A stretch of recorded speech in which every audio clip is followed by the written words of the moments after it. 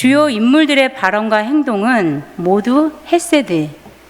헤세드는 히브리어로 친절, 인애, 긍휼, 은혜입니다. 하나님의 변치 않는 언약적 사랑과 인간 간의 자비를 동시에 나타냅니다.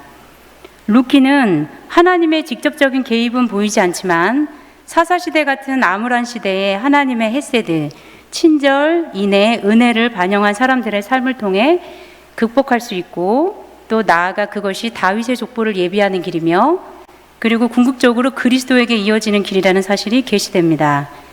루키의 배경은 사사시대로 이 시대는 무질서와 부도덕, 영적 혼란이 만연한 암흑기였습니다.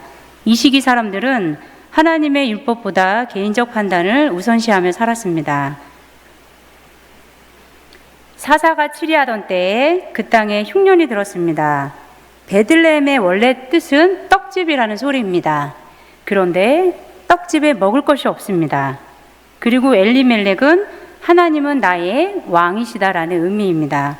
그러나 이름값을 못하고 한 가장의 판단착오와 잘못된 생각으로 말미암아 무엇에 폭삭 속았는지 흉년을 피해 온 가족과 함께 가서는 안 될 모압 지방으로 이사를 갑니다. 그러다 더 큰 흉년을 만나게 됩니다. 진정 욥이 남자 중 가장 많은 고난을 겪었다면 나오미는 여자 중 가장 처량한 지경에 빠진 여자입니다.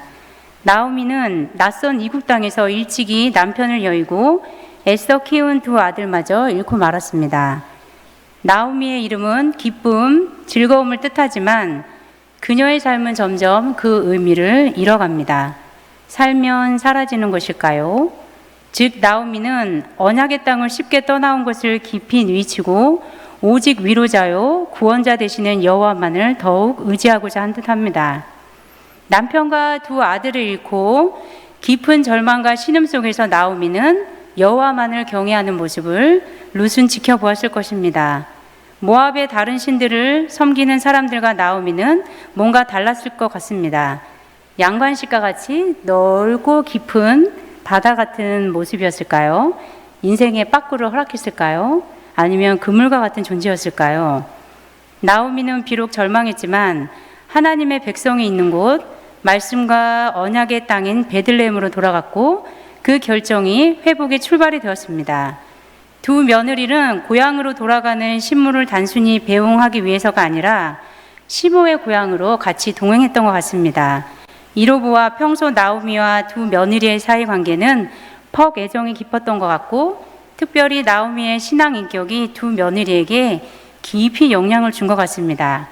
다른 며느리인 오르바도 결코 나쁜 사람이 아닙니다. 그녀는 다만 상황을 현실적으로 판단하고 상식적인 선택을 했습니다. 오르바는 안전한 길을 갔고 룻은 믿음의 길을 갔습니다. 결국 룻은 하나님의 구속사 안에 기록되었고 오르바는 사라졌습니다. 유대 전승에 의하면 자기 민족과 신들에게 돌아간 오르바에게서 후손인 골리앗이 태어났다고 전해지고 있습니다. 아브라함도 그때는 몰랐을 것입니다. 아브라함의 작은 결정이 오늘날 이슬람의 조상인 이스마엘을 낳게 되어 오늘날까지 그가 모든 형제와 대항해서 살게 될 줄을 결코 몰랐을 것입니다.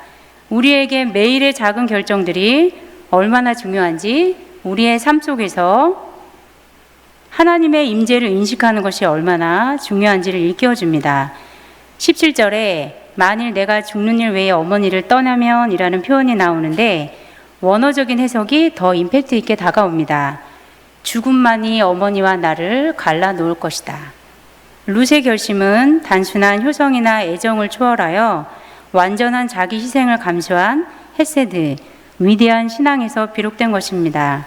나오미가 이방 우상의 나라에서도 그 신앙의 빛을 잃지 않았을 뿐 아니라 자신의 여호와 신앙을 물려주고 어려운 상황 가운데서도 신앙적으로 며느리들을 교훈시켰다는 점입니다. 이처럼 룻이 훌륭한 믿음의 고백을 했을리 만무합니다. 어머니의 백성이 나의 백성이 되고 어머니의 하나님이 나의 하나님이 되시리니. 룻기는 이렇게 혼란스럽고 쇠퇴하고 답이 없는 이때 베들레헴의 한 지역을 조명합니다. 어디선가 하나님의 놀라운 일을 계획하고 있는 것입니다. 언약의 백성은 실패했지만 하나님께서는 이들의 실패를 통해서도 당신의 오묘하신 구속사를 이끌어 나가셨습니다. 또한 룻기서는 평범한 사람들의 일상과 그들의 선한 행동을 통해 하나님의 역사를 보여주고 있습니다. 한국 사회가 한국의 가정의 개념이 많이 변화되고 무서운 속도로 변화하고 있습니다. 혈연으로 묶여진 정통적인 가족의 형태가 아니라 한부모, 이혼, 재혼, 입양, 동성가정 등 이젠 다양한 형태의 가족이 겪을 수 있는 현실적인 문제에 직면하고 있습니다. 가정의 위기입니다. 가정이라는 것은 생명이 창조되고 행복이 만들어지는 곳입니다. 가정은 인간이 만나는 최초의 공동체이고 행복한 가정에서 자란 자녀가 가정의 소중함과 결혼의 소망을 갖게 됩니다. 위대한 신앙교육은 가정에서 이루어집니다. 부모의 하나님이 나의 하나님이 되시리니 이 위대한 믿음의 고백이 가정에서도 이루어져야 합니다. 자녀는 가르침보다 분위기에서 신앙을 배웁니다. 부모의 삶이 교과서입니다. 자녀 신앙의 가장 큰 영향력은 79%가 부모, 그 다음 목회자, 교회 친구, 교회 학교, 선생님인 것으로 나타났습니다. 시대적으로, 교회적으로, 개인적으로 흉년의 시대를 살아가고 있습니다. 그러나 오늘날도 하나님의 헤세드, 친절과 인애, 은혜를 반영한 사람들의 삶을 통해 극복될 수 있고 나아가 그것이 하나님의 나라를 예배하는 길이며 궁극적으로 다시 오실 그리스도에게 이어지는 사실입니다. 신앙은 감정이 아니라 지속적이고 의지적인 헌신의 길입니다. 오늘 우리도 평범한 삶 속에서 룻처럼 믿음으로 결단하고 헌신하길 원합니다. 교회 일이 힘들고 지칠 때 우리의 헤세드로, 우리의 헌신과 희생으로, 또 가정에서 남편과 아이들을, 또 시부모, 친척 등 우리의 헤세드를 통해, 우리의 헌신과 희생을 통해 룻과 같이 결단한다면 우리가 알지 못하는 사이에 하나님의 놀라운 섭리가 숨겨져 있을 것입니다. 폭삭소가수다. 제주도에서 자주 쓰이는 이 표현은 겉으로 보기에는 마치 완전히 누군가에게 속은 듯한 느낌이지만 실제로는 정반대의 의미를 지니고 있다고 합니다. 폭삭소가수다는 정말 수고 많았어요, 오늘 하루 고생 많았어요 라는 따뜻한 인사말이라고 합니다. 제주도 가정에서는 가족 간의 애정 표현으로 자주 사용하기도 하고, 농사나 일상에서 힘든 일을 마친 후 이웃 간에 서로의 노고를 인정하며 이 말을 주고받았다고 합니다. 드라마를 신청하면서 다시 한번 가족과 이웃 간의 소중함을 느끼게 되고, 하나님의 구원의 역사는 타락한 시대에도 평범한 가정의 소소한 일상을 통해 계속 이어졌음을 알 수 있습니다. 양관식 같은 사람은 세상에 없지만 예수님께서 저와 여러분에게 넓고 깊은 바다와 같은 존재이십니다. 늘 넘어지고 실패하고 엎드러져도 인생의 모든 빠꾸를 허락해 주시고 그물과 같은 존재이신 예수님이 계십니다.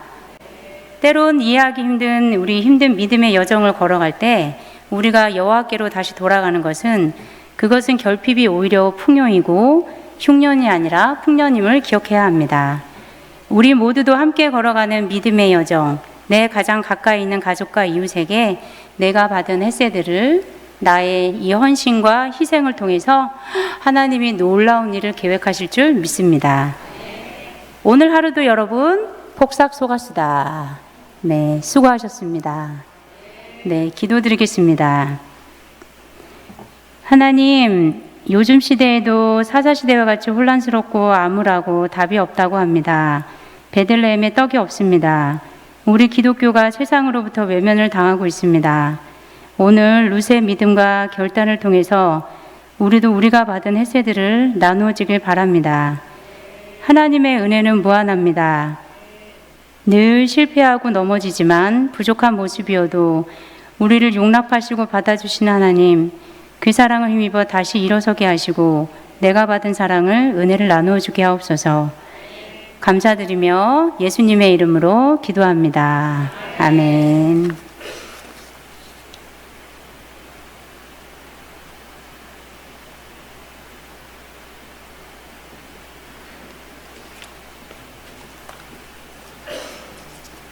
할렐루야.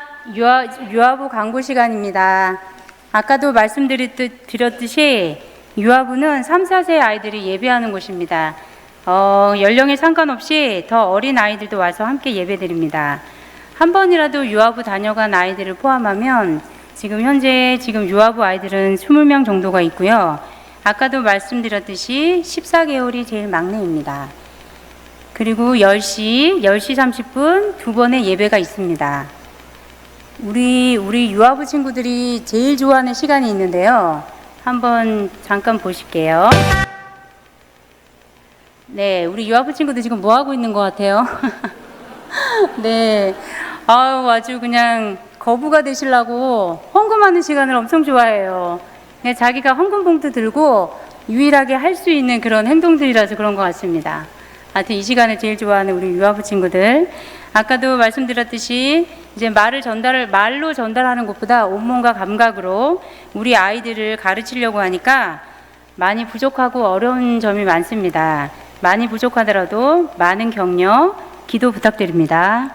네, 목사님 나오셔서 교회 소식 전해주시고 헌금 기도해 주시겠습니다.